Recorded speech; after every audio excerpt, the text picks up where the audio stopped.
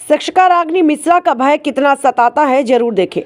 Teacher से बच्चे डरते हैं, आपने देखा और सुना होगा। क्या आपने कभी सुना है कि किसी टीचर से सिर्फ बच्चे नहीं, उस विद्यालय के शिक्षक और शिक्षिका भी खौफ खाते हों? उत्तर प्रदेश के मऊ जनपद के कंपोजिट प्राथमिक विद्यालय रणवीरपुर की कहानी क्या है। यहाँ रागिनी मिश्रा नाम की एक टीचर हैं, जिनका नाम लेने से उस विद्यालय के शिक्षक भी घबराते हैं। इतना ही नहीं, इनके खिलाफ आवाज़ उठाने वाले पत्रकारों पर फर्जी केस करके उन्हें दोषी करार दिया। इतना खौफ है कि यदि गलती से किसी अन्य टीचर के मुंह से रागिनी का नाम निकलता है तो नाम लेने वाले शिक्षक का वेतन रोक दिया जाता है। इस टीचर पर पूरी तरह भ्रष्टाचार में लिप्त होने का आरोप है। शिक्षा के मंदिर में भय का माहौल फैलाने और वहां शिक्षा का माहौल खराब करने का भी आरोप है। विभागीय उच्च अधिकारियों की मिलीभगत के बाद प्रभावशाली शिक्षक परिषदीय विद्यालयों में चल रही सरकार की योजनाओं में किस तरह से पलीता लगा रहे, इसकी बानगी मऊ जिले के कंपोजिट प्राथमिक विद्यालय रणवीरपुर में देखने को मिल रही है। यहाँ के अध्यापिका रागिनी मिश्रा हफ्तों बाद स्कूल आती हैं और जिस दिन विद्यालय में पहुँचती हैं उस दिन थोक के भाव उपस्थिति पंजिका पर बीते सभी दिनों की उपस्थिति एक साथ दर्ज करती हैं। हेडमास्टर की हिम्मत नहीं कि उनके नाम के आगे गैर हाजिर लिख दें। विभाग में उनके इस कारनामे की दबी जुबान से तो सभी चर्चा करते हैं, परंतु सामने से बोलने की हिम्मत किसी में नहीं है। अध्यापकों के माने तो रागिनी मिश्रा बीएससी की बेहद करीबी हैं, धौंस दिखाकर विद्यालय नहीं जाती। यही नहीं, यदि कोई अध्यापक इसका विरोध करता है तो बड़े ऑफिस पहुंच कर लोग उस विरोध करने वाले अध्यापक का वेतन गुणवत्ता के नाम पर रोक देते हैं। उपस्थिति पंजिका देखने से भी स्पष्ट रूप से दिख रहा है कि रागिनी के समक्ष वाला कॉलम 26 नवंबर से 3 दिसंबर तक लगातार खाली है, जबकि बाकी अध्यापकों की उपस्थिति बनी हुई है। आइए दिखाते हैं इनकी पूरी कहानी को विस्तार से। मैम आपका जी जय श्री राम। मेरा नाम डॉक्टर रागिनी मिश्रा है जी।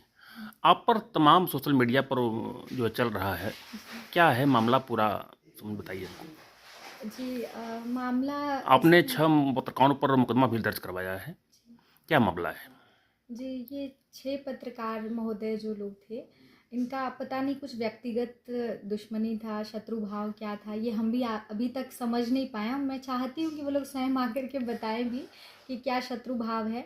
और वो प्रायोजित तरीके से, सुनियोजित तरीके से सारा कार्यक्रम अपना किए और उसमें षड्यंत्र के तहत मुझे फंसाया गया। डिमांड की गई कुछ पैसों की, जो मैं पूरा नहीं कर पाई या मैंने नहीं किया, मना कर दिया। इस पर लगातार ये लोग इस पैसे को डिमांड कौन किया था? ये पैसे की डिमांड जो 6 लोग थे उसमें से, चूँकि मैं विद्यालय पर थी नहीं, मेडिकल अवकाश पर थी, तो उसी में से कुछ लोग थे। हाँ वो जो तो क्या नंबर से या नाम से पहचानती हैं जब नंबर से जिन्होंने पैसा डिमांड किया था? नंबर तो मेरे पास नहीं है। और जो वो लोग मौखिक रूप से उनसे, जो हमारे अनुचर हैं विद्यालय के, उनको बुला करके उन्होंने उनसे कब आए थे? जी वो फ़ोन किए अपने नंबर से और बोले। तो पहली बार तो मैं नहीं रिसीव की, अनुचर महोदय ने जब फ़ोन किया। बाद में उन्होंने कहा कि जो भैया थे तो फ़ोन किए, कहे कि ये लोग कुछ लोग हैं। अब चूंकि वो भी नहीं जानते थे, ये लोग नए नए, अचानक 6 लोग चले गए, तो कहे कि विद्यालय में कुछ लोग आए हैं। चलिए खैर, तो जांच का विषय है। मान लीजिए कुछ अगर कुछ कबाए हैं, आपके चपरासी से पैसे डिमांड किए हैं, जी जी तो जानो ऐसा तो नहीं पहचान पाएंगे। हाँ वो तो पहचान ही जाएंगे। पहचान नहीं, बस नाम और वो ऐसे नहीं पता था। बाद में नाम भी पता चला, जैसे बाद में नाम पता चला हमको भी कि राम। जैसे आरोप लग रहा है और सोशल मीडिया पे, फेसबुक पे लोग डाले भी हैं कि आपने हाजिरी नहीं लगाती हैं, विद्यालय नहीं जाती हैं। जी जी जी देखने में ऐसा मिला कि यहीं आप उसमें जो आप मतलब कि रजिस्टर, जो विद्यालय का जो रजिस्टर्ड कॉपी है, जी तो उसमें सिग्नेचर वाकई में नहीं लगा था। जी इसमें जी। क्या करना? उसमें ये लोग एडिट किए हुए थे, जैसे मिटा दिया जाता है ना, क्योंकि अगर उनके पास है तो उसकी छाया प्रति दिखाएं या कुछ और दिखाएं तो समझ में है ना, रजिस्टर दिखाना चाहिए। अब वो आप तो आज के ज़माने में जान रहे हैं कि मॉर्फ करके, एडिट करके कुछ भी चीज़ें संभव हैं। आजकल तो फ़ोटो के साथ छेड़छाड़ हो जा रही है। तो रजिस्टर का भी वही सीन था उनका कि उन लोगों ने मिटा दिया था। और वो हम भी पहले शॉक्ड हो गए कि ये कैसे है, तो उसको ही वायरल करने पर तुले हुए थे। और पहले एक और टीचर का उन लोगों ने किया था उसके सर 1 मिनट, और उसमें जैसे कि जो विद्यालय, अच्छे मान लीजिए तो छेड़छाड़ किए हैं, जी जी जी। लेकिन जो विद्यालय में टीचर लेडीज हों या जेंट्स हैं, उन लोगों का भी बयान देखने को मिला था कि नहीं कि हाँ रागिनी मिश्रा से भय लगती है, सैलरी कट जाएगी बोलेंगे तो ऐसा। तो क्या है उसमें? देखिए उसमें सब लोग नहीं थे, वो जूनियर वाले लोग थे, क्योंकि प्राइमरी के जो हमारे थे लोग, वो छुट्टी पर थे। जूनियर में हम लोग जाते नहीं हैं क्योंकि जूनियर का अलग है, प्राइमरी का अलग है, और कुछ कुछ पक्ष विपक्ष सब होते हैं ना, तो उनका पता नहीं क्या था कि वो इतना भय लग रहा था, इतना डर था, तो पहले बताना चाहिए कि हमसे डर रहा है कि हम ही क्या संस्तुति देते हैं क्या कि हम कटवा देंगे या लगवा देंगे। एक्चुअली उनका रीज़न यही था कि कई बार उन लोगों ने मुझसे बोला था कि मैम थोड़ा सा आप कहलवा दीजिए कि हम लोग का सैलरी लग जाए, तो हम हाथ जोड़ लिए कि देखिए हम ये सब काम नहीं करते हैं, क्योंकि परिचय होने का मतलब ये नहीं होता कि अच्छा, कथा बचने वाला काम कब से करती हैं आप? ये मैं सेकंड क्लास से करती हूँ। यानी क्लास 2 में 6 थी, वर्ष यानी से, 6 साल की हाँ, थी। जी जी तो इसमें आप जो कथा बाँचती हैं, तो आपका वीडियो भी एक बयान में मिला था कि आप नेपाल भी गई थी और बाहर भी जाती हैं कथा बाँचने। जी जी। कब जाती हैं? देखिए, जब से जॉब में आई, जब से नौकरी में हूँ, जॉब में कब से आप आई? 2020 से हूँ। 2020 से। हाँ, तो मैम, आप रहने वाली कहाँ की हैं? मैं शर्मा की हूँ। प्रॉपर शर्मा की रहने वाली हैं? जी जी सर। निवास स्थान आपका वही है? हाँ हाँ। तो अच्छा। और जो ये नेपाल वाली बार बार ये लोग बात कहते हैं, तो कोई मूर्ख ही होगा जो सरकारी तंत्र में रहते हुए बिना अनुमति के जाएगा, और उसमें मुझे अवार्ड मिलना था, तो मैं बिल्कुल बाकायदे अनुमति लेकर के गई थी। जी। ये बार बार लोग कह रहे हैं, तो इसलिए मुझे बार बार उत्तर देना अच्छा नहीं लगता कि वीडियो में आके उन लोगों को उत्तर दूं।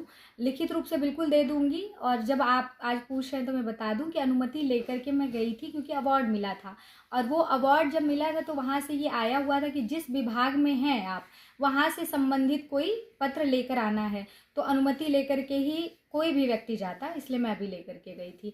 और एक ही बार की घटना है ये। बाकी मैं जितनी भी कथाएं करती हूँ वो क्षेत्रीय कथाएं करती हूँ अब से, जब से नौकरी में हूँ। उसके पहले मैं बाहर जाती थी और छत्तीसगढ़ कथा करने गई थी, तो वो लोग उठा करके देख ले, लाइव जो टेलीकास्ट हुआ है उसका, वो लास्ट मई से जून में कथा है मेरी, जून तक थी, तो जून में छुट्टियां चल रही थी मेरी। यानी आपके कहने का मतलब कि जो आप पर आरोप लग रहे हैं ये बेबुनियाद है? बिल्कुल बिल्कुल निराधार हैं, और मुझे यही लगता है कि शत्रु भाव है उन लोगों का, तो भगवान सद्बुद्धि दें। नहीं, कहने वाले चौथे जैसे देश के चौथे स्तंभ कहने वाले जो मीडिया के लोग हैं, जी तो मीडिया से तो हम भी हैं, जी। लेकिन आपसे इन लोगों से क्या द्वेष की भावना हो सकती है? जी, सभी मीडिया वालों से कोई मेरी शत्रु भाव या शत्रुता नहीं है। सब लोग बहुत अच्छे हैं, मेरे परिवार के लोग स्वयं मीडिया में हैं, और मैं बार बार कहती भी हूँ कि चौथा स्तंभ है, ये लोग ना रहें तो चीज़ें सामने नहीं आएंगी। तो ये 6 लोग का हमको भी नहीं समझ आया कि क्या रीज़न है। कुछ मैं व्यक्तिगत रीज़न बता सकती हूँ आप लोगों को बाद में।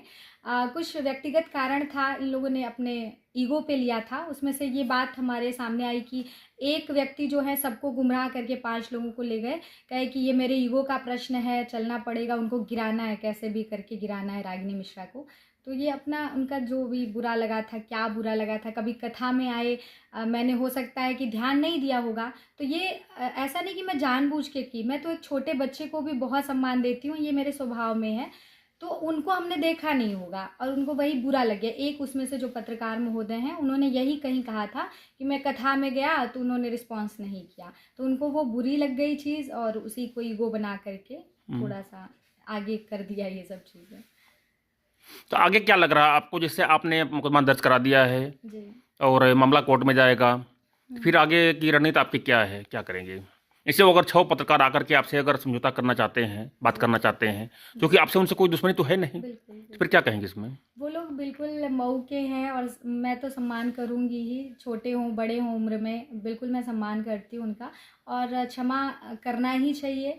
फिर भी अगर उन लोगों को लगता है, अपनी गलती का एहसास हो जाएगा, तो बिल्कुल क्षमा मैं करने के लिए तैयार हूँ। क्षमा करने योग्य काम तो नहीं किया है उन लोगों ने, जो अभद्रता किया है, एकदम लिमिट क्रॉस कर दिया है। फिर भी यदि वो लोग क्षमा याचना कर लें आकर के, जैसे सोशल मीडिया पे उन लोगों ने दुर्व्यवहार किया है, अभद्र टिप्पणी की, आकर के सोशल मीडिया पर कह दें कि गलती हो गई, तो बिल्कुल क्षमा किया जा सकता है, क्योंकि वो मेरे घर परिवार से ही हैं, मेरे भाई ही लगेंगे, या जो भी कह लीजिए, जिस भी संबंध में अगर वो लोग अपने को उचित समझते हों, मैं बिल्कुल रिस्पेक्ट दूंगी भाई।